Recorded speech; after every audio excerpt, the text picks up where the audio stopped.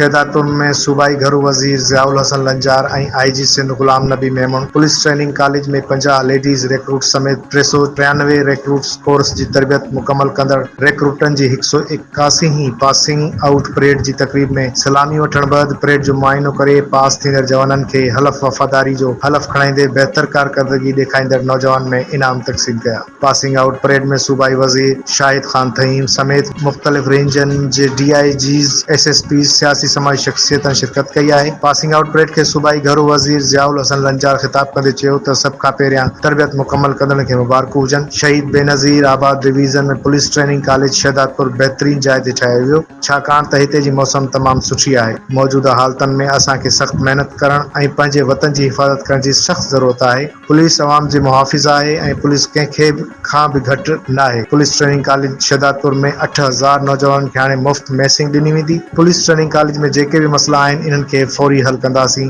ऐं हिन training college खे मिसाली ट्रेनिंग कॉलेज बणाईंदासीं।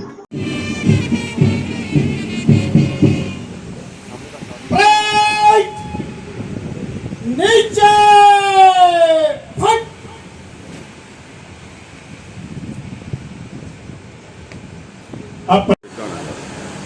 एहतराम IGP सिंध गुलाम नबी मेमन साहब,